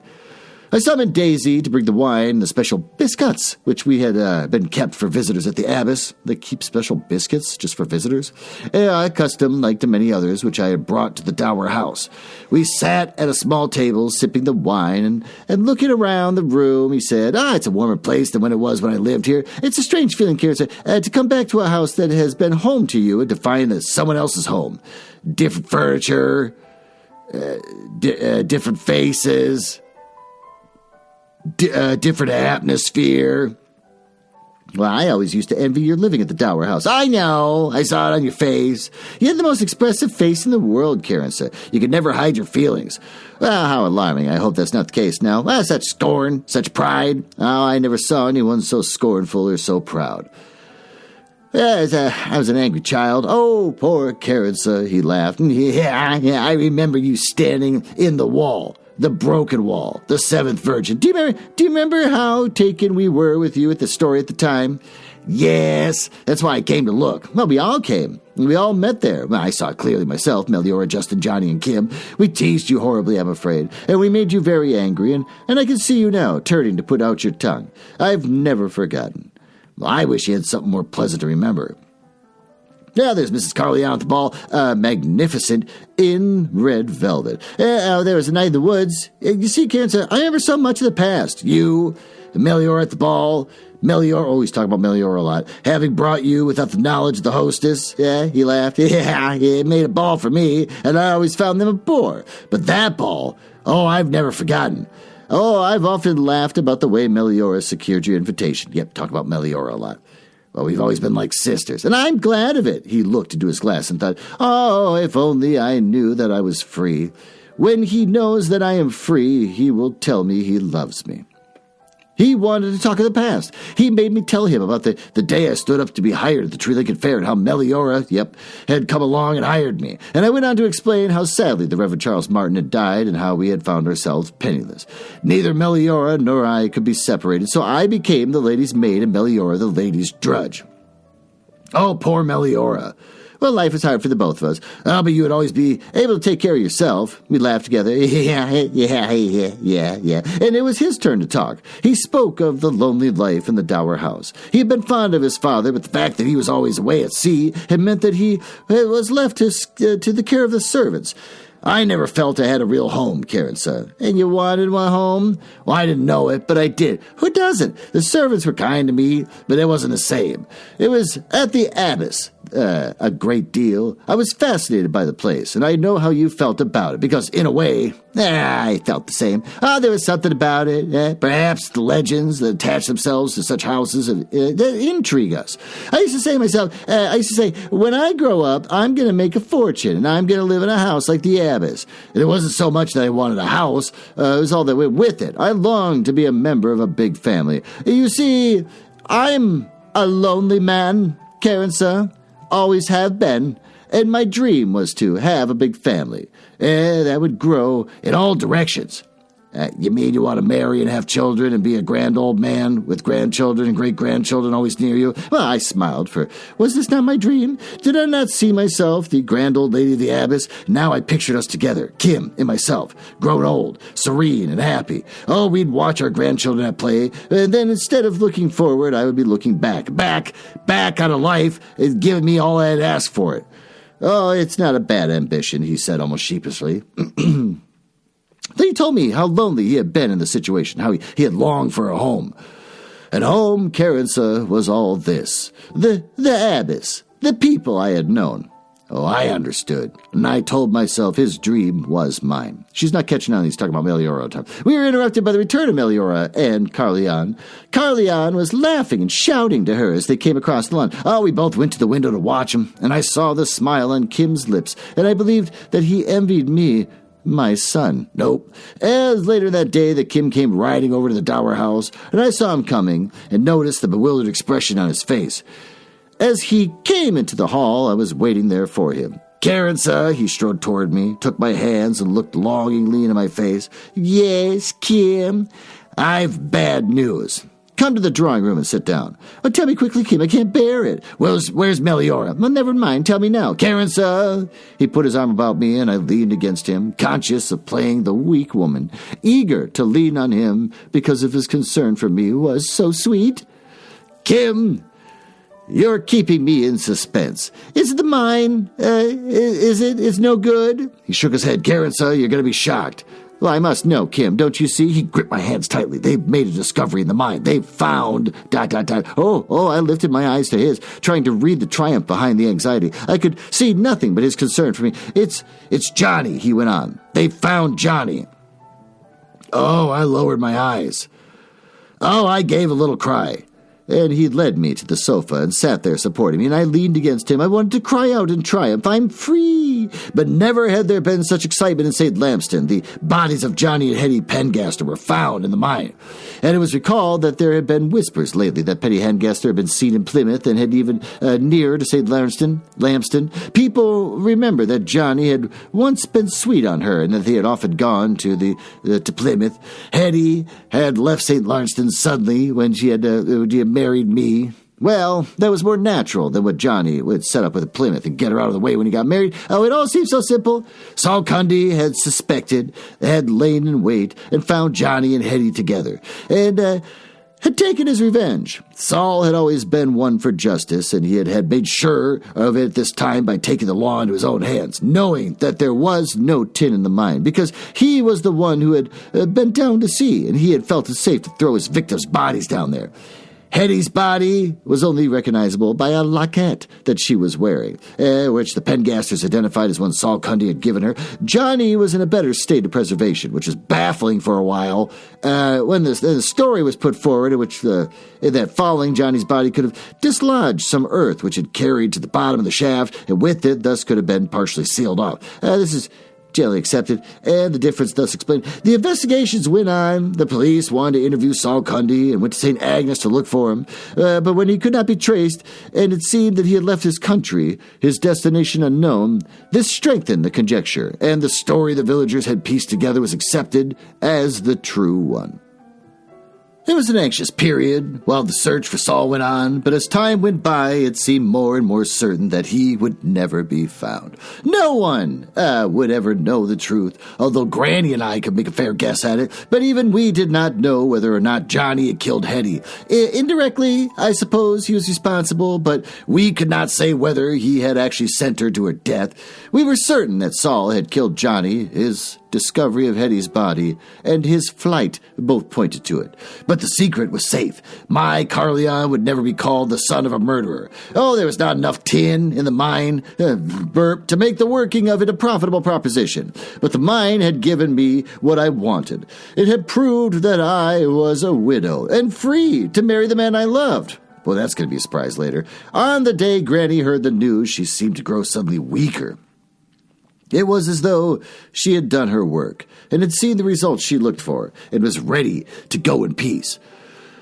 Oh, terrible sadness came over me, for no matter what joy or happiness was mine, I believed it could never be complete for me if I lost her. Oh, I spent the last days with her. Essie made me very welcome, and Joe was glad to have me there, too. Carleon was with him, and as I did not wish him to be in the sick room, he spent all his time with Joe. I remember the last afternoon with Granny's life, I sat by her bed, and the tears were on my cheeks. Oh, I, who could not remember crying except in anger. Don't grieve, my sweet granddaughter, she said. Don't mourn for me when I'm gone, for I'd as lief you forgot me for evermore than remembering me should make you grieve. I'm thinking the life is where this book screwed up again. Lief, for I'd like you to forget me? I don't know, whatever. Oh, Granny, I cried. How could I ever forget you? Yep, it was forget. Then remember, the happy times, child. Happy times? Oh, what happy times could there be for me when you're gone? Well, you're too young to want your life linked to an old woman's. I've had my day, and you'll have yours. Oh, there'll be happiness and pleasure ahead of you, Karensa. 'Tis yours. Take it. Keep it. You've had your lesson, girl. Learn it well. Granny, I said, don't leave me. How can I get along without you? Is this my Karensa speaking? My Karensa, who be ready to fight the world? With you, Granny, not alone. We've always been together. You can't leave me now. Listen, lovey, you ain't got no need of me. Oh, you love a man, and that's how it should be. Oh, there's time when the birds leave the nest. They fly alone.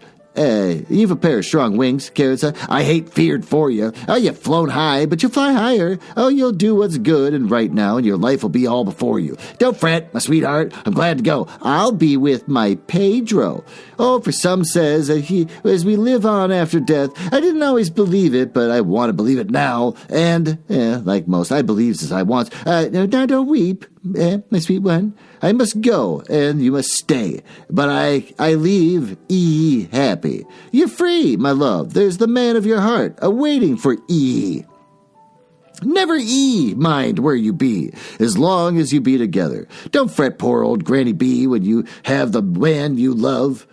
Oh, Granny, I want you to live and be with us. I want you to know our children. I can't lose you, because something tells me it'll never be the same without you.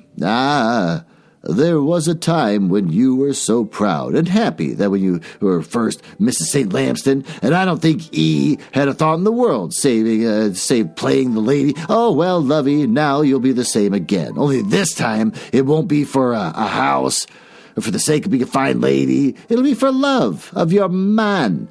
And there ain't no happiness in the world to compare with that. Now, my dear, there be a little time left to us, so we should say what should be said. Unbind my hair, Karensa. I would disturb you, Granny. Unbind it, I say. I want to feel it round my shoulders. I obeyed. Still black it be. Though I've been too tired of late for the treatment, yours must stay the same, Karen, so you must stay beautiful, for he loves you partly for that. And the cottage be just as I left it. Hate it. Yes, Granny, I said, for it was true. When she had gone to live with Essie and Joe, she had been anxious to keep her cottage. In the beginning, she had gone there often and still used her herbs there to make her concoctions, but later she sent Essie to get what she wanted. Sometimes she asked me to call in for it, but I had never liked going to the cottage. I had hated my memories of the old days because one of my greatest desires had been to forget I had ever lived in humble conditions. Oh, it had been necessary, I told myself, if I were to play my role of a great lady with success. Then go there, my dear, and in the corner cupboard, you'll find my comb and mantilla, which will be yours. And they'll be there, too, the recipe for your hair. They'll keep it black and glossy all the days of your life. Oh, she's been dyeing it. Oh, that makes sense. Well, it's just easy to make with the proper herbs. Look, my love, there's never a gray hair, old as I be. Yeah. Promise me you'll go there, lovey. Just to go dye her hair? Fine, I promise. And I want ye to promise something else, my darling child, not to grieve. Remember what I said. There comes a time when the leaves wither on the trees, and I be but a poor brown leaf about to fall. Well, I buried my face in the pillow and began to sob. She stroked my hair, and like a child, I implored her to comfort me. But death was in the room, and it had come for Granny B. And there was no power in her, no ready potion to hold off death. She died that night, and when I went to her the next morning, she looked so peaceful lying there, her face grown younger, her black hair neatly braided, like a woman who's ready to go in peace because her worst is done. It was Kim and Carleon and Meliora who comforted me after the death of Granny B. Oh, they all did their best to rouse me from my melancholy, and I was comforted because during those days I became certain that Kim loved me. Nope. And I believe that he was waiting till I had recovered from the shock of the discovery of Johnny's body and the death of Granny, and I would find him and Meliora talking together about me, planning how to divert my thoughts from my recent events, and as a result, we were all often entertained at the Abbess, and Kim was frequently at the Dower House. Oh, and there was never a day when we did not meet. Carleon did his best, too. Oh, he had always been gentle, but during those days, he was my constant companion. Among the three of them, I felt surrounded by love. Autumn had set in with the usual southwest gales, and the trees were being rapidly denuded. I'm moving on. Of their leaves, only the stubby firs bent and swayed in the wind and glistened as brightly green as ever. The hedges were draped with spiders, webs, turn the page, spiders, and then webs. On the narrow threads, the dewdrops glistened like crystal beads. The wind dropped, and the mist drifted in from the coast. It hung in patches that afternoon when I went along to Granny's cottage. I had promised her that I would go and find the formula which had been so anxious for me to have, and I would take it with the mantilla and comb and cherish them in memory of her. Joe had said that we ought not to allow the cottage to stand idle. We should put it in good order and let it. Why not? I thought, it is pleasant to own a little property, however small, and the cottage, which had been built in a night by Grandfather B, was of some sentimental value. The cottage, being some little distance from the rest of the village, and surrounded by its little copse of fir trees, had always seemed to stand apart, and I was glad of that now. I was seeing myself because I had not visited the college since Granny's death, and I knew it was going to be a painful experience. I must try to remember her words. I must try to do what she would want. That was, forget the past, not to brood, to live happily and wisely, as she would have wanted to do. Perhaps it was the stillness of the afternoon. Perhaps it was my mission, but I suddenly had a feeling of uneasiness, a strange awareness that I was not alone, that somewhere, not far off, someone was watching me, ...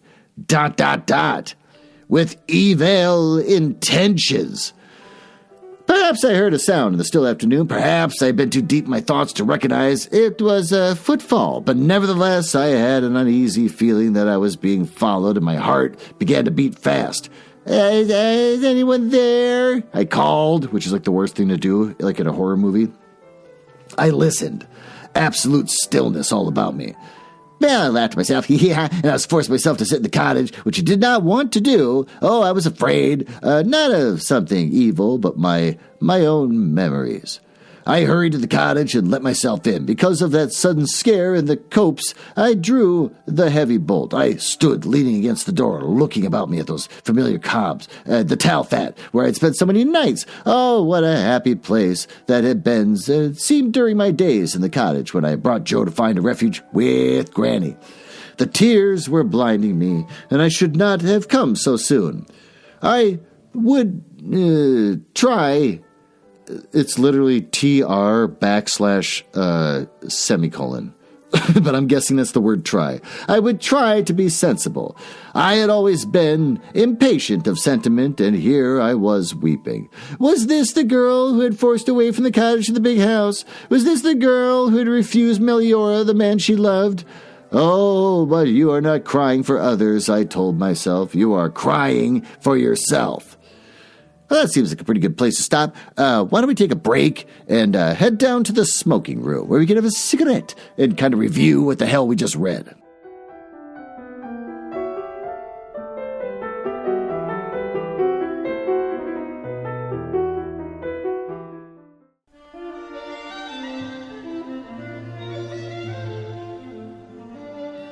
Oh my God, hurry up and sit down. Jesus Christ, this book is the longest book on the face of the earth. I still have one more episode to do, and that's going to be a real long episode. So why don't we talk about what we just read while we enjoy a cigarette? That's right, my wife put birds in here. So Karensa's husband, he is a gambler, and he's losing all the money. There's a whole lot of stuff going on about how we own the wine guys. We got a wine bill. We got 2 wine bills from 2 different wine guys, and they're not going to sell us anything anymore. The hell's going on? He's getting all fussed and angry, and keeps going to Plymouth and gambling and God knows what else. Comes back and sleeps in his dressing room, which is something I should probably look up. Maybe my mansion should also have a dressing room. But apparently you can have a bed in it, so it's not like a closet. And so he's constantly going there. He's upset with her. They're not having that sweet, sweet sex they used to have. And then he disappears and never comes back, and so she doesn't really know what to do about him. And then there's the mine. Oh my God, is there tin in the mine? For the love of God, can there please be money? Because we have lost all of our money. They've already had to look at renting out the abyss because they just don't got any more money to run that place. So they're trying to rent it out, but people think it's creepy or it's too big or it's just weird. And so you get those stones out there that apparently kind of vaguely look like people. I'm sure that's weird too. Also, apparently there's also a mine entrance right there next to the stones that's also on your property. So you just flat out have a giant hole over there in your backyard. That's not something people want to move into or pay money for. So they're looking into that, but it turns out the tin guys have already been in there, just snooping around on their own, trying to figure out if there's tin in there. But they apparently found the bodies of people and said, this place sucks. Let's get out of here because it's cursed, I guess. It's simple people. Money trumps all curses, but not for them. So they're like, we're going to go over to this other town where they got a better mine. So then she goes to her Granny B and says, what the hell? And also Kim came back. So she's like, Kim, I love you, Kim. But clearly Kim has a thing for Meliora because he's always talking about Meliora. He's always hanging around Meliora. But she's so deluded, she thinks, when they get together, they're just talking about me because she's so wrapped up in herself. So clearly that's not going to work out for her. And then people discover the bodies. There's already been kind of like a lie worked out with Granny B because she's a master manipulator. And then from her deathbed, which is pretty insane. And then that's kind of it. That's where we leave off. She wants to still protect her child, keep her child from having a father that's a murderer, but then at the same time blame someone else that may have killed him anyways, but get him to be the killer for both. It just whatever. It's good. The story's good. It's long. It's really, really long. And our next episode is going to be so long, but at least I'll finally finish this book. I am going to read so many pages. It's going to be like a 3-hour long episode. Do I like doing that? No. Why? I'm going to Germany soon. I don't want to spend this much time doing a podcast. I'm supposed to be on a plane fairly soon, so I don't want to be doing this, but I'm going to have to keep recording in pieces for the next week. But you'll get your damn episode. You keep coming over all the time. You'll get your goddamn episode, and then you can be all happy. And at least I'll be nowhere near you. I'll be in another country, practicing another language. And I'll say stuff like choose, which just means goodbye. I'll say that all the time to people, even if they walk up to me and they wave and I go, ha, choose, which means they should turn around and leave me the fuck alone. I'm learning how to survive in other countries. Well, with that, thanks for listening, and I will see you next week.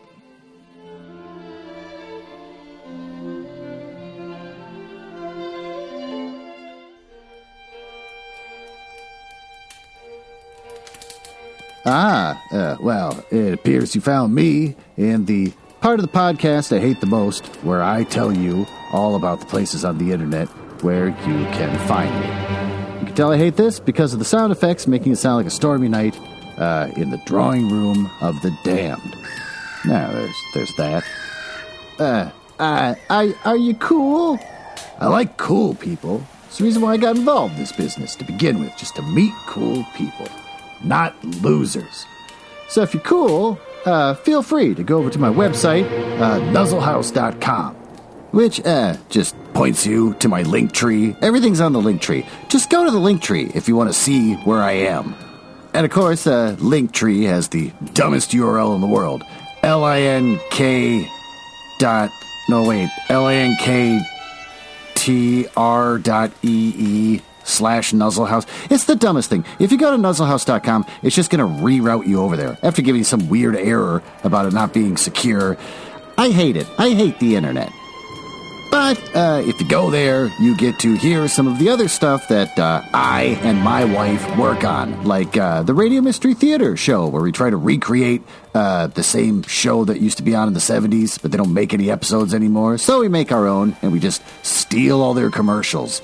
And also, Just Dating the Curious Mind, we made a Christmas album. If you go to our link tree, you can see that we made a Christmas album. It's the first thing we did after getting married, which I think everyone should do when they get married, is start talking about the Christmas album they're going to make. And we're working on a new show where we give relationship advice by reading paranormal smut. And since I think you might be cool, you can always just email me directly, glenn.nuzzles@gmail.com. But don't email if you're a nerdling or a dork. Now, back to business. Can't believe I drank all of them already. There's got to be one left.